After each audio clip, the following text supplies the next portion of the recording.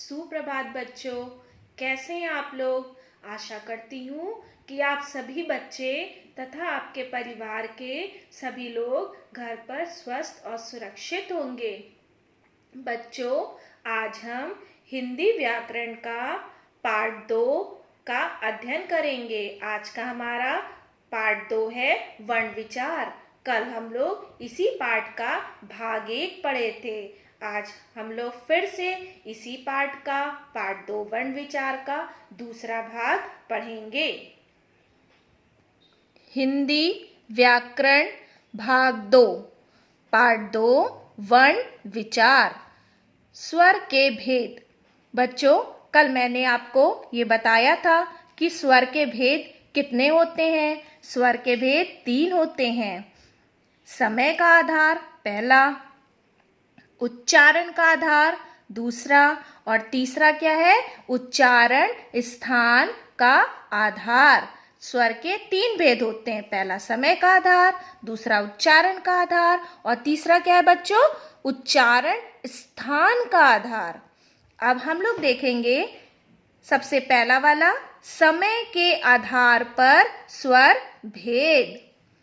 उच्चारण में लगने वाले समय के आधार पर स्वर 3 प्रकार के होते हैं। कितने प्रकार के होते हैं बच्चों? 3 प्रकार के। वो कौन कौन से होते हैं? पहला ह्रस्व स्वर, दूसरा दीर्घ स्वर, तीसरा पलुत स्वर। ठीक है बच्चों, अब हम इसे जानेंगे कि ह्रस्व स्वर क्या होते हैं। ह्रस्व स्वर जिन स्वरों के उच्चारण में केवल एक मात्रा का समय लगता है, उन्हें ह्रस्व स्वर कहते हैं।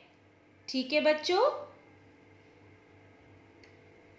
ह्रस्व स्वर जिन स्वरों के उच्चारण में केवल एक मात्रा का समय लगता है, उन्हें ह्रस्व स्वर कहते हैं।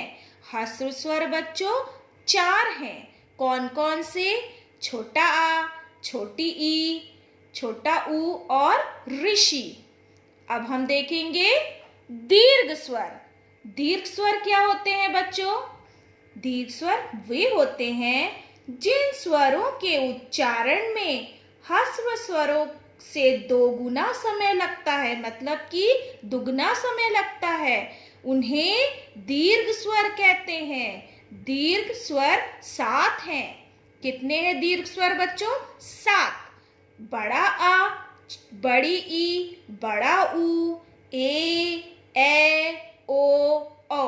कितने हो गए बच्चों? ये 7। तो ये कितने स्वर हुए? 7 स्वर। इन 7 स्वरों को क्या बोलते हैं? दीर्घ स्वर। ठीक है बच्चों, समझ में आया आपको? अब हम देखेंगे पलुत स्वर। ये क्या होते हैं बच्चों? पलुत स्वर के उच्चारण में ह्रस्व स्वर से 3 गुना या उससे भी अधिक समय लगता है। इस स्वर को दर्शाने से इसके बाद 3 की संख्या लिखते हैं, जैसे ओडम आदि। इसका प्रयोग किसी को पुकारते समय भी किया जाता है, जैसे ओ, हरि, सुनो आदि। अब हम देखेंगे बच्चों उच्चारण का आधार। ये क्या है? हमारा दूसरा स्वर के भेद है। पहला क्या था? समय के आधार पर, और दूसरा है उच्चारण के आधार पर। उच्चारण के आधार पर भी स्वरों के 2 भेद होते हैं। पहला निर्नुनासिक स्वर, दूसरा अनुनासिक स्वर। बच्चों, अब हम देखेंगे कि निर्नुनासिक स्वर और अनुनासिक स्वर क्या होते हैं। निरुनासिक स्वर बच्चों ये वो स्वर होते हैं जब स्वरों का उच्चारण केवल मुंह से होता है, तब उन्हें निरुनासिक स्वर कहते हैं, जैसे छोटा, बड़ा, छोटी, बड़ी, छोटा ऊ, बड़ा ऊ, ए ओ और औ। ठीक है बच्चों। फिर दूसरा क्या है हमारा? अनुनासिक स्वर। ये वो स्वर होते हैं बच्चों जब स्वरों का उच्चारण मुंह व नाक दोनों से होता है, तब उन्हें अनुनासिक स्वर कहते हैं। इसमें जैसे आते हैं अंग और आहा, बड़ा ऊ, छोटा ऊ, ए ओ औ। बड़ा ऊ के ऊपर बच्चों चंद्र बिंदु की मात्रा होती है। ये क्या है? अनुनासिक। ठीक है बच्चों, इसे क्या कहते हैं? अनुनासिक स्वर। अब हम तीसरा देखेंगे बच्चों, उच्चारण स्थान के आधार पर स्वर भेद। किसी वर्ण के उच्चारण में जिस अंग का मुख्य योगदान होता है उसे वर्ण का उच्चारण स्थान कहते हैं।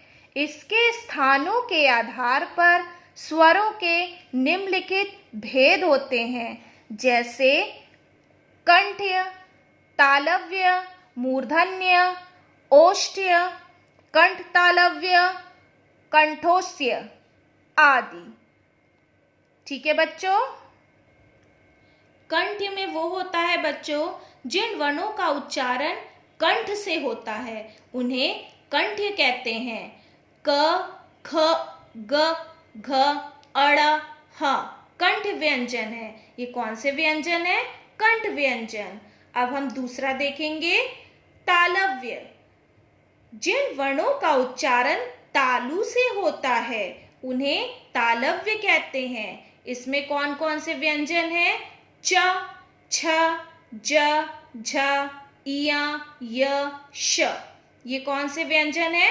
तालव्य। अब हम देखेंगे बच्चों, तीसरा है हमारा मूर्धन्य।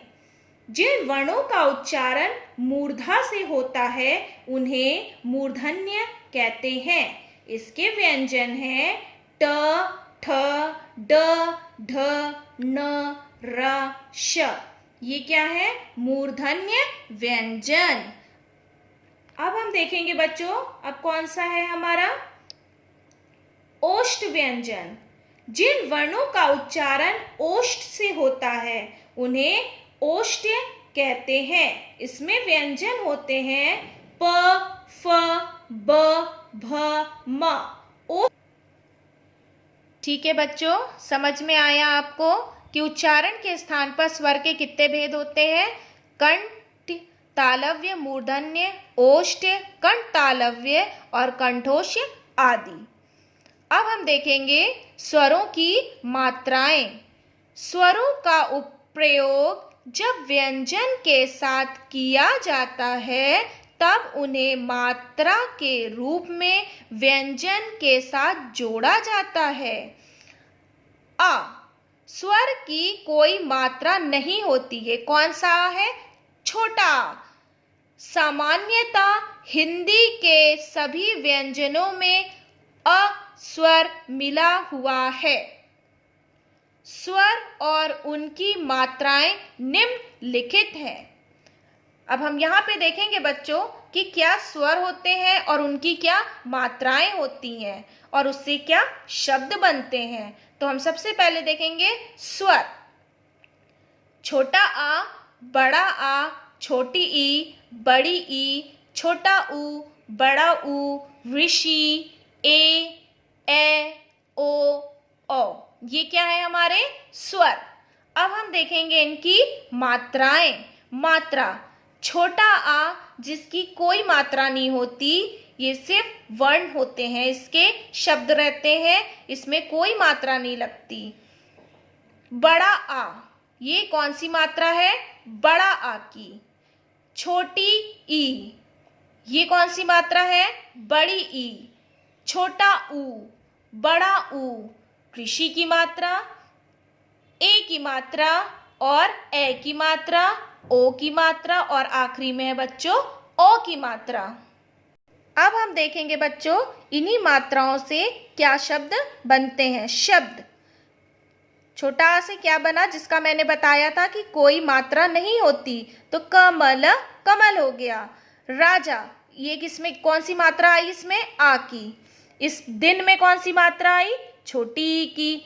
फिर हमने ये लिखा है खीर, इसमें कौन सी मात्रा आई बच्चों? बड़ी ई की। फिर ये है गुलाब, इसमें कौन सी मात्रा आई? छोटा ऊ की। फिर मैंने लिखा है सूरज, सूरज में क्या मात्रा आई? बड़ा ऊ। फिर मैंने लिखा है गृह, गृह में कौन सी मात्रा लगी है? गा में ऋषि की। फिर है केला, केला में का में कौन सी मात्रा लगी है? ए की। सैनिक, सा में कौन सी मात्रा लगाई है मैंने? ए की। मोर, मा में कौन सी मात्रा लगी है? ओ की। बोना, बोना में बा में मैंने कौन सी मात्रा लगाई है? ओ की। तो अभी मैंने आपको बताया कि स्वर क्या होते हैं, उनकी मात्राएं क्या होती हैं और उससे क्या ये शब्द बनते हैं। अब हम देखेंगे बच्चों आयोग व, ये क्या होता है हम इसे जानेंगे। हिंदी वर्णमाला में स्वरों के बाद अंग और आहा आते हैं। अंग अनुस्वार कहलाता है और आहा विसर्ग अयोगव है। सबसे पहले हम देखेंगे अनुस्वार, जिसकी मात्रा ये होती है। अनुस्वार का प्रयोग स्पर्श व्यंजन के प्रत्येक वर्ग के स्वर रहित पंचमाक्षर के लिए किया जाता है। जैसे कंठ, इस तरीके से हम लिखते हैं कंठ, और ये दूसरे तरीके से भी हम लिखते हैं कंठ। जैसे हमने लिखा यहाँ पे का और ऊपर बिंदी दिया, ये कौन सी बिंदी मैंने आपको बताई है? अनुस्वार की बिंदी। और ठा लगा दिया तो भी हम इसे क्या पढ़ेंगे? कंठ। और इसे भी हम कंठ ही पढ़ेंगे। ठीक है बच्चों, समझ में आया आपको कि बिंदी का मतलब क्या होता है? अनुस्वार। अब हम देखेंगे दूसरे शब्द को सुंदर। यहाँ पे हमने नाल आधा ना लगाया है और यहाँ पे हमने ऊपर बिंदी लगाई है। तो बिंदी हमको क्या बताती है कि हमने इस क्या क्या लगाया है? ये अनुस्वार। तो ये क्या हो गया? सुंदर। समझ में आया बच्चों आपको कि अनुस्वार क्या होता है। अब हम देखेंगे विसर्ग। इसका उच्चारण ह के समान होता है। इस ध्वनि का प्रयोग मुख्यतः संस्कृत के शब्दों में होता है, जैसे मूलतः। अब आखिरी में आपको ये दो विसर्ग मैंने लगाए हैं, दो बिंदु लगाई है, ये क्या कहलाती है? कौन सी मात्रा कहलाती है? विसर्ग की। ऐसे ही एक और शब्द बनता है, जैसे मैंने यहाँ लिखा है पुनः, पुनः, अतः, ऐसे बहुत से शब्द हैं जिसमें विसर्ग लगता है। समझ में आया बच्चों आपको कि अनुस्वार और विसर्ग में क्या अंतर होता है। व्यंजन। अब हम पढ़ेंगे कि व्यंजन क्या है। जिन वर्णों के उच्चारण में स्वरों की सहायता ली जाती है और जिनके उच्चारण में श्वास वायु रुकावट के साथ मुख के बाहर निकलती है, उन्हें व्यंजन कहते हैं। व्यंजन के भेद। व्यंजन के मुख्य 4 भेद होते हैं। कितने भेद होते हैं बच्चों? 4। क स्पर्श का आधार, ख उच्चारण स्थान का आधार, ग श्वास वायु की मात्रा का आधार, और लास्ट है हमारा आखिरी है घ स्वर तंत्री में कंपन का आधार। बच्चों, आज मैंने आपको बताया कि क्या क्या चीज़ें मैंने आपको पढ़ाई हैं। मैंने आपको पढ़ाया है स्वर के भेद, समय का आधार, उच्चारण का आधार और उच्चारण स्थान का आधार। समय के आधार पर स्वर के भेद मैंने आपको 3 भेद बताए हैं, हास्र स्वर, दीर्घ स्वर, पलुत स्वर। उच्चारण के आधार पर मैंने आपको 2 स्वर बताए हैं, निर्नुनासिक स्वर और अनुनासिक स्वर। तीसरा, उच्चारण के स्थान पर स्वर भेद। इसमें मैंने आपको बताया जैसे कि है कंठ तालव्य, मूर्धन्य, ओष्ठ, कंठ तालव्य, कंठोष्ठ आदि। स्वरों की मात्राएं मैंने आपको बताई कि स्वरों की क्या क्या मात्राएं होती हैं, क्या स्वर होते हैं और इनसे क्या शब्द बनते हैं। फिर बच्चों मैंने आपको अयोगवा स्वर बताया कि अयोगवा स्वर क्या होते हैं, इसमें अंग और आहा आते हैं। फिर अनुस्वार मैंने आपको बताया और विसर्ग बताया कि अनुस्वार में क्या मात्रा लगती है और विसर्ग में क्या मात्रा लगती है और इसके शब्द कैसे बनते हैं। फिर हम देखेंगे बच्चों व्यंजन, जिन वनों के उच्चारण में स्वरों की सहायता ली जाती है और जिनके उच्चारण में श्वास वायु रुकावट के साथ मुंह से बाहर निकलती है उन्हें व्यंजन कहते हैं। और व्यंजन के भेद, इसके 4 भेद होते हैं जो कि मैंने बच्चों अभी आपको बताया। बच्चों आशा करती हूँ कि जो कुछ भी मैंने अभी आपको पढ़ाया है, समझाया है, आप लोगों को अच्छे से समझ में आ गया होगा। अब मैं इसके आगे का भाग 3 में आपको और आगे बताऊंगी। अभी मैंने आपको इस पाठ का कुछ अभ्यास कार्य दिया है, इसे सभी बच्चे अपनी रफ कॉपी में इसे करेंगे। धन्यवाद।